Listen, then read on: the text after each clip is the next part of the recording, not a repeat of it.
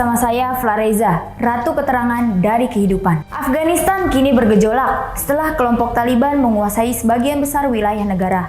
Situasi Afghanistan makin mengecam selepas Kabul, ibu kota Afghanistan, jatuh ke tangan Taliban.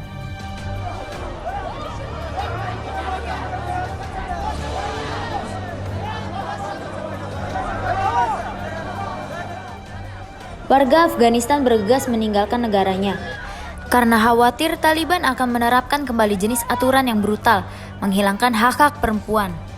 Warga sipil juga mengantri di mesin ATM untuk mengambil tabungan. Situasi Afghanistan bertambah rumit dikarenakan Presiden Ashraf Ghani melarikan diri ke luar negeri.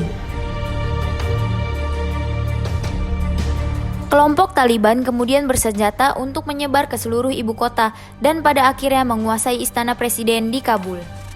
Terkait kepergiannya, Ashraf Ghani kemudian memberikan klarifikasi di Facebook bahwa dia pergi dari Afghanistan untuk mencegah pertumpahan darah di ibu kota. Namun Ghani tidak memberitahukan ke negara mana dia kabur.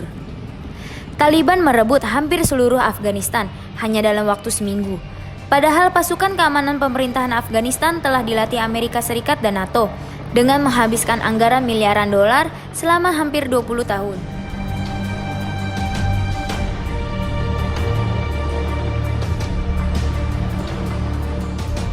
Walaupun Taliban berjanji untuk melakukan transisi ke pemerintahan yang damai, kedutaan-kedutaan besar negara asing di Afghanistan tetap memperingati warganya untuk berlindung di tempat yang aman sampai situasi terkendali.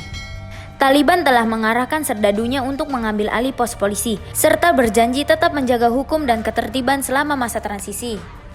Siapa sih sebenarnya kelompok Taliban? Kata Taliban berarti murid. Dalam bahasa Pashto, istilah Taliban pertama kali muncul pada tahun 1990-an di utara Pakistan setelah pasukan Uni Soviet mundur dari Afghanistan.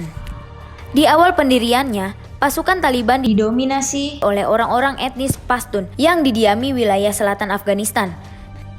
Taliban muncul di pesantren-pesantren yang kebanyakan dibiayai oleh Arab Saudi yang pada umumnya menganut aliran Sunni garis keras. Saat kelompoknya membesar, Taliban menebar janji kepada etnis Pashtun bahwa mereka akan mengembalikan perdamaian dan keamanan sesuai syariat Islam jika mereka berkuasa. Dengan cepat, Taliban menyebarkan pengaruhnya hingga pada tahun 1996, berhasil merebut ibu kota Kabul dan menggulingkan rezim Presiden Bahruddin Rabbani. Pada tahun 1998, Taliban bahkan sudah menguasai hampir 90% wilayah Afghanistan. Kala itu, warga Afghanistan menyambut kehadiran Taliban dengan sukacita lantaran keberhasilan mereka memberantas korupsi dan membatasi pelanggaran hukum.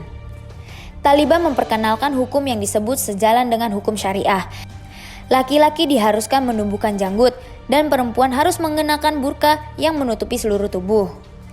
Taliban juga melarang televisi, musik, dan bioskop, serta memperkenalkan hukum sesuai dengan interpretasi ketat mereka terhadap hukum syariah. Seperti eksekusi di depan umum terhadap pembunuhan dan perzinahan, dan potong tangan bagi mereka yang terbukti bersalah melakukan pencurian. Taliban juga melarang keras anak perempuan berusia di atas 10 tahun pergi ke sekolah. Tidak cuma itu, Taliban pun dituduh melakukan berbagai pelanggaran hak asasi manusia dan budaya.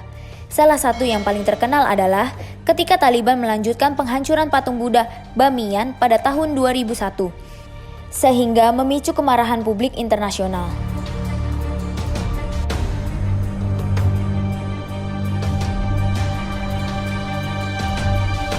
Nah, itu dia sekilas dari cerita Taliban dan Afghanistan, sampai mereka ditakuti oleh warga Afghanistan itu sendiri.